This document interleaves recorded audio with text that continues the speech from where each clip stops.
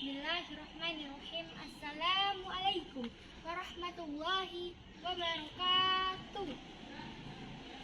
Alhamdulillahi rabbil alamin. Wabihi nasta'in ala umurid dunya waddin. Wassalatu wassalamu ala asrofil anbiya'i wal mursalin wa ala alihi wa sahbihi ajmain, amma ba'd.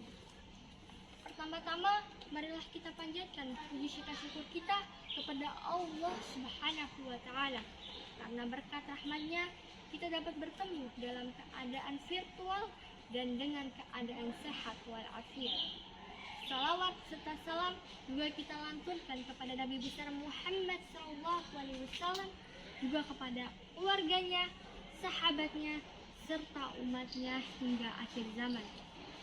Beli tomat di pasar Keramat Jati, belinya samampu aini. Bapak Ibu Dewan Jurinya saya hormati, izinkan saya menyampaikan dakwah bermanfaat ini. Wahai saudara-saudariku yang dirahmati Allah Subhanahu wa Ta'ala, kita semua mengetahui bahwasannya salah satu perintah wajib dari Allah Subhanahu wa Ta'ala kepada kita adalah menuntut ilmu. Bahkan perintah Allah Subhanahu wa Ta'ala kepada Nabi Muhammad SAW yang pertama kali dalam surah Al-Alaq ayat pertama yang berbunyi, Iqra bismi rabbikal ladzi khalaq, yang artinya bacalah dengan menyebut nama Tuhanmu yang menciptakan. Pada ayat ini, perintah pertama Allah Subhanahu wa Ta'ala kepada Nabi Muhammad SAW adalah Iqra, yang artinya membaca. Membaca adalah salah satu kunci untuk kita menuntut ilmu dan mengetahui banyak ilmu. Dalam agama Islam terdapat 3 hukum menuntut ilmu.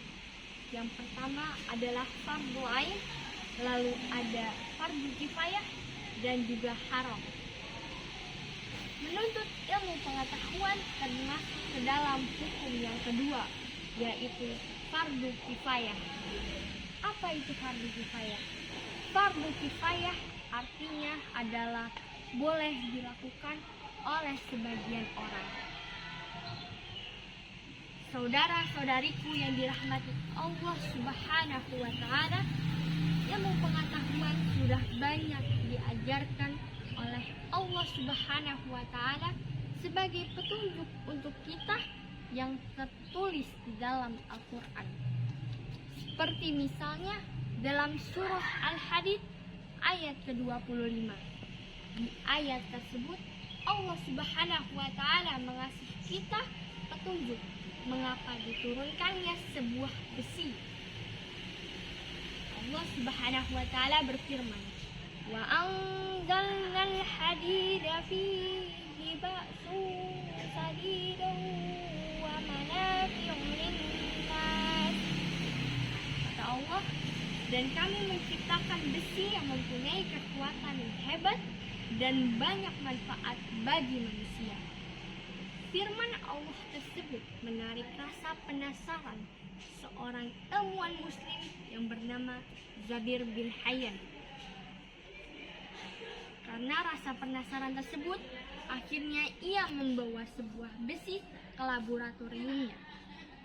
Dia di sana meneliti sebuah besi dan mengeluarkan partikel terkecil dalam besi. Hingga akhirnya ditemukanlah sebuah atom. Subhanallah, Maha Suci Allah yang menciptakan segalanya. Ilmunya baru ada zaman sekarang, tapi petunjuknya sudah ada ribuan tahun silam. Inilah bukti kebesaran Allah Subhanahu wa Ta'ala yang tidak boleh kita ragukan. Kita sebagai hamba Allah Subhanahu wa Ta'ala seharusnya memperdalam ilmu yang sudah diajarkan oleh Allah di Al-Quran untuk petunjuk kita di dunia. Seperti para ilmuwan muslim zaman dahulu yang menjadi penemu dari dasar ilmu pengetahuan. Salah satunya adalah Jabir bin Hayyan yang juga dikenal sebagai Bapak Ilmu Kimia. Ia adalah salah satu orang yang sangat berpengaruh dalam ilmu kimia. Lalu ada Muhammad bin Musa al-Khwarizmi yang berhasil menemukan angka 0 dalam ilmu matematika. Jadikanlah para ilmuwan tersebut sebagai motivasi dan inspirasi kita untuk rajin menuntut ilmu. Yang kelak, ilmu tersebut bisa menjadi kebanggaan kita, kebanggaan agama kita, dan juga insya Allah ilmu tersebut menjadi penolong kita di yaumul kiamah nantinya. Sekian dakwah yang saya sampaikan. Bila ada kesalahan, mohon dimaafkan. Unzur mangkola wala tangzur mangkola. Lihatlah apa yang disampaikan dan jangan melihat siapa yang menyampaikan. Wabillahi taufiq wal hidayah. Wassalamualaikum warahmatullahi wabarakatuh.